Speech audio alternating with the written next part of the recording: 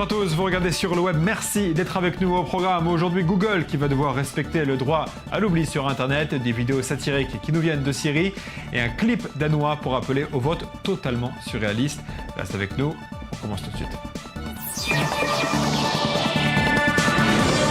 Avant de commencer cette émission, une information qui nous est parvenue dans la journée de mercredi. Stephen Sutton est décédé mercredi matin en Grande-Bretagne des suites de complications de sa tumeur. Je vous rappelle que ce jeune Britannique était parvenu à récolter 3 millions d'euros grâce à ce selfie que vous voyez à l'écran. Il était en phase terminale. Il avait appelé le public à faire des dons pour la recherche contre le cancer. C'était l'un de ses vœux avant de décéder. Il est donc mort ce matin dans un hôpital de Grande-Bretagne. On commence avec la Chine où Facebook aimerait bien s'implanter. Le réseau social américain qui est bloqué en Chine chercherait le moyen d'ouvrir un bureau à Pékin d'ici 2015 afin de donner aux entreprises chinoises la possibilité d'acheter des espaces publicitaires. Une ambition donc commerciale pour les entreprises qui veulent faire parler d'elles à l'étranger. Il n'est en rien question de lancer une version locale du réseau social. Deux possibilités s'offrent à Facebook, soit passer par des contractuels locaux ou bien ouvrir à plein temps une filiale chinoise, mais pour cela, il faudra évidemment obtenir des autorisations de la part des autorités locales, ce qui n'est pas gagné, parce que je vous rappelle qu'une révolte dans le Xinjiang en 2009 ainsi que le printemps arabe avait convaincu la Chine de bloquer l'accès au réseau social occidental afin d'éviter des troubles sociaux. On part en Syrie à présent. Vous le savez, l'armée de Bachar al-Assad est entrée il y a quelques jours dans le centre-ville de Homs pour la première fois depuis le début du conflit. Juste avant de partir, ils ont posté en ligne de dernières vidéos de leur série satirique intitulée « Un rayon de lumière de Homs ». Le premier épisode est censé représenter le début de la révolte armée. Au fil du temps, on voit le moral se détériorer et le nombre de combattants diminuer. D'après un proche du réalisateur, les vidéos ont été réalisées pour divertir les combattants, mais aussi pour faire passer leur message de façon drôle afin de sensibiliser l'opinion. Mais surtout, face à la lassitude de la population, il ne restait plus que l'autodérision. Regardez l'extrait de l'un des épisodes.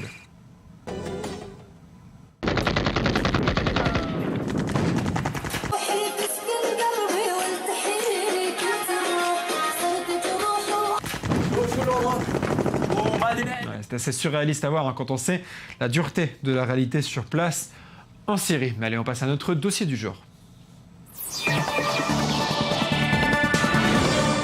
Je vous l'ai annoncé hier en début d'émission, Google a essuyé un revers à la Cour de justice européenne. La juridiction européenne a estimé que le moteur de recherche est responsable du traitement des données personnelles contenues dans les pages qu'il renvoie aux internautes suite à une recherche. Autrement dit, la Cour de justice européenne reconnaît aux internautes un droit à l'oubli. Tout est parti du cas d'un Espagnol qui demandait à ce que des articles de presse relatant ses anciennes dettes ne soient plus indexés sur Google, ce qui a en partie motivé la décision de la Cour et le fait qu'il y ait de plus en plus de données personnelles sur Internet, permettant ainsi d'en savoir peut-être un peu trop sur la vie privée des individus.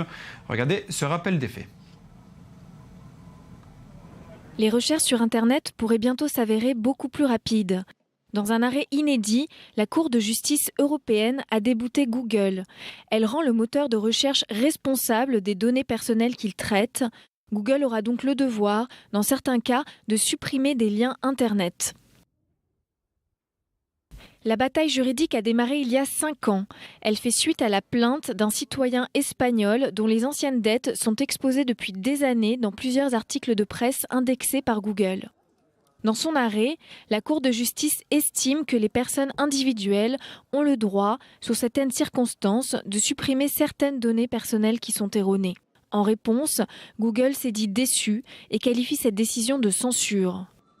L'augmentation des données personnelles présentes sur Internet oblige aujourd'hui l'Europe à renforcer sa législation en matière de vie privée. Et toutes les autres entreprises proposant des liens sur la toile, comme Twitter ou Facebook, risqueraient bientôt d'être concernées.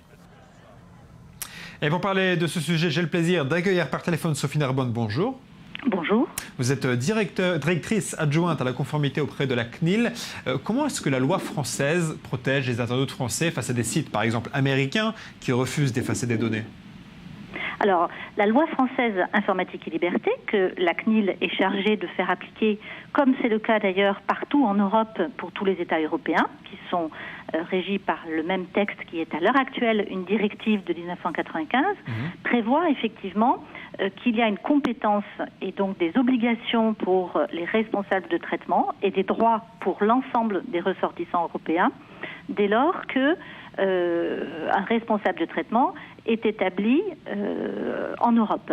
Et c'est un point qui était contesté par Google et la Cour de justice a donc confirmé ce que les autorités de protection des données pensaient en la matière. À savoir que même si Google est une société américaine, il se doit de se plier au droit local ? Exactement. D'accord. Donc, mais concrètement, qu'est-ce que je peux faire si je veux faire disparaître des traces d'Internet ? Je vois des données personnelles sur Google et je veux les faire disparaître. Qu'est-ce que je dois faire ? Alors, ce qui est très intéressant, c'est qu'effectivement, cette décision de la Cour européenne qui s'impose donc à Google et à l'ensemble des juridictions européennes rappelle donc la conformité nécessaire de Google au droit européen. Et en matière de droit à l'oubli numérique, elle indique le modus operandi, c'est-à-dire qu'elle précise qu'une personne pourra s'adresser directement à Google pour obtenir la suppression des liens vers des pages web qui contiennent des informations qui portent atteinte à sa vie privée. D'accord. Donc il faut qu'elle puisse démontrer l'atteinte à sa vie privée, du fait de la nature de l'information, de sa sensibilité, et le cas échéant, prendre en compte le fait qu'il s'agit d'une personne publique, un acteur, un homme politique, il y a aussi un intérêt pour le public à avoir accès à ces informations. Alors très bien, alors comment est-ce qu'on définit dans ce cas-là l'atteinte à la vie privée ? Parce que vous-même vous le dites, si c'est une personnalité publique, un acteur par exemple, c'est difficile de respecter la vie privée. Mais alors pour monsieur tout le monde, c'est quoi la vie privée ? Pour monsieur tout le monde, et prenons un cas concret qui était effectivement l'affaire qui a été examinée par la Cour européenne. Pour le citoyen espagnol. Pour le citoyen espagnol. Ce citoyen espagnol se plaignait de quoi ? Il avait saisi la CNIL espagnole, l'homologue de la CNIL en Espagne, de ce que, en tapant son nom sur Google Search, eh bien, apparaissaient des articles de presse qui avaient mentionné qu'il avait fait l'objet d'une saisie de son appartement ou de sa maison du fait des dettes qu'il avait en matière de sécurité sociale. Il avait réglé ses dettes, cela faisait fort longtemps, et donc il estimait à juste titre que c'était une atteinte à sa vie privée que par l'intermédiaire de Google, on puisse tout de suite avoir son profil de mauvais payeur, débiteur, et c'est la raison pour laquelle il avait saisi la CNIL espagnole qui avait ordonné à Google de supprimer ce référencement de façon à ce que ce ne soit plus un profil. Sophie, une dernière question. Comment est-ce que vous expliquez l'explosion du nombre de sociétés qui proposent de travailler votre e-réputation, c'est-à-dire votre réputation sur Internet, faire disparaître des articles de presse un peu embarrassants ? Comment est-ce que vous expliquez qu'on voit de plus en plus d'entreprises dans ce domaine ? On voit tout simplement de plus en plus d'entreprises parce que cela constitue un problème de plus en plus important du fait de l'explosion massive des informations qui sont mises sur Internet et qui permettent donc de constituer des profils plus ou moins précis, effectivement, des personnes physiques. Et à cet égard, les moteurs de recherche qui sont assez uniques en leur genre, et c'est effectivement très intéressant de voir que la Cour de justice considère que ce sont bien des activités différentes de celles des éditeurs de sites web, et qu'ils sont donc responsables à ce titre parce qu'ils sont seuls à pouvoir mettre à disposition des profils aussi précis et aussi attentatoires à la vie privée. Et c'est pour ça que se multiplient des pseudo-nettoyeurs du net, parce qu'il ne faut pas se leurrer, souvent toutes ces entreprises cherchent à non pas tant effacer et que de submerger d'informations celles qui posaient problème. Et c'est une décision majeure qui vient d'être prise parce qu'elle conforte complètement la nécessité de renforcer les droits des personnes sur Internet. Donc elle confirme le droit au déréférencement que la CNIL a préconisé déjà depuis fort longtemps. Et on s'en félicite beaucoup. Merci beaucoup Sophie Narbonne d'avoir été avec nous. Je rappelle que vous êtes directrice adjointe à la conformité auprès de la CNIL. Merci d'avoir été avec nous. Allez, on part à présent en Estonie qui était fière d'être le premier pays au monde en termes d'utilisation d'Internet comme possibilité pour voter aux élections.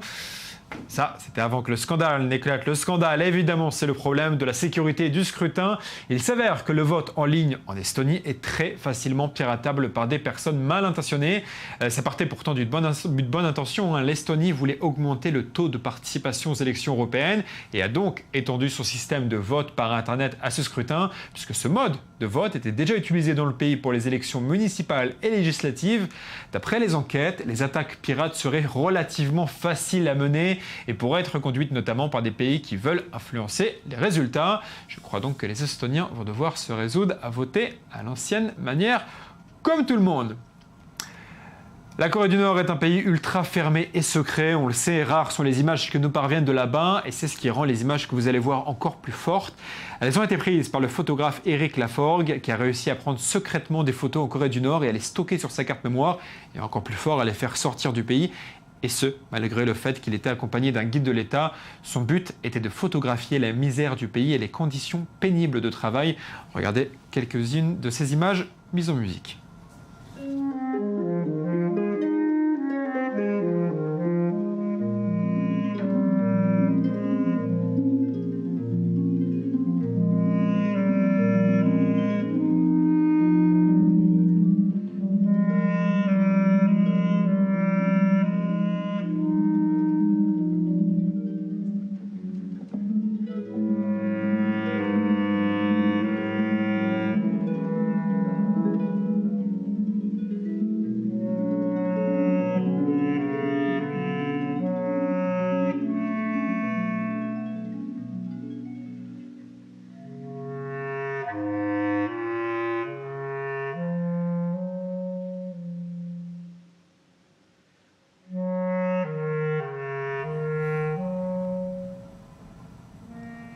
Voilà, je précise qu'aujourd'hui le photographe est banni de Corée du Nord pour avoir refusé de supprimer les photos que vous avez vues de son site web. Pendant des années, les États-Unis ont alerté le monde quant au fait que les routeurs chinois qui nous permettent de nous connecter à Internet contiendraient des éléments permettant à Pékin d'espionner ceux qui les utilisent. Or, d'après le livre du journaliste Glenn Greenwald s'apprête à publier, les États-Unis ont eu recours au même système. Je vous rappelle que Glenn Greenwald, c'est pas facile à prononcer, est l'homme qui a aidé Edward Snowden à rendre public les pratiques de la NSA. Donc il connaît bien le dossier. D'après lui, la NSA reçoit ou intercepte de manière régulière des routeurs, des serveurs ou d'autres appareils du réseau destinés à être exportés avant qu'ils soient livrés à leurs clients à l'international. Fin de citation. L'expression d'arroseur arrosé n'a jamais été aussi vraie. Reste évidemment à savoir qui de la Chine ou des États-Unis est l'arroseur. Allez, avant de passer à l'œil du net, comment ne pas mentionner les très poétiques tweets de la petite amie du joueur de foot Nasri, après que celui-ci n'a évidemment pas été sélectionné pour intégrer l'équipe de France au mondial de cette année. Regardez la réaction de cette charmante demoiselle sur Twitter. Fuck France and fuck Deschamps, what a shit manager. Je ne sais pas si j'ai vraiment besoin de traduire, je vous laisse admirer la poésie de ce tweet. Pour certains, vu sa petite amie Didier Deschamps a bien fait de ne pas sélectionner Nasri. Merci Deschamps d'avoir laissé Nasri chez lui. La réaction de sa nana lui ressemble, donc on a encore évité les problèmes. Merci d'aider. D'autres se demandent si elle n'a pas un lien avec le joueur NLK, qui on le sait est connu pour sa vulgarité. Voilà. Et enfin, le meilleur pour la fin, Nasri lui-même qui a tenté de calmer l'hystérie de sa copine sur Twitter, qui lui dit « Calme-toi, tout va bien » et elle qui lui répond « Je t'aime, on se voit vendredi ». Nasri, de son côté, est resté très calme, au moins devant les caméras. Il y a des choses qui ont été dites sur moi depuis pas mal d'années. C'est que, voilà, j'ai pas été exemplaire, c'est tout. J'ai pas à chercher d'excuses ou à me cacher derrière qui que ce soit. Tout le monde a droit à une seconde chance. J'ai tué personne. Allez, on passe au sujet décalé du jour, c'est l'œil du net. Voilà l'instant narcissique du jour, caméra GoPro, selfie et musique. Voici les selfies autour du monde.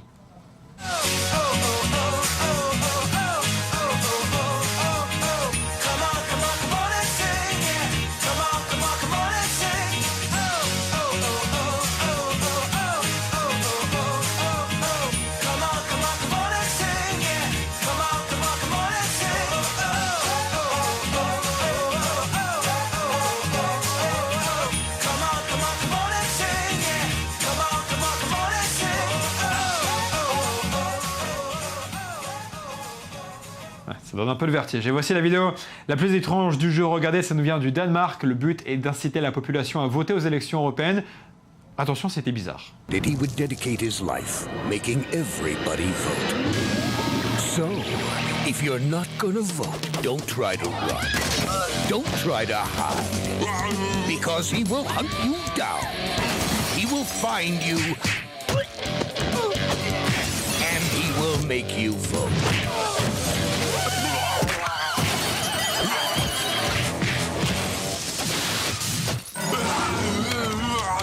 So, what you gotta do? You gotta vote.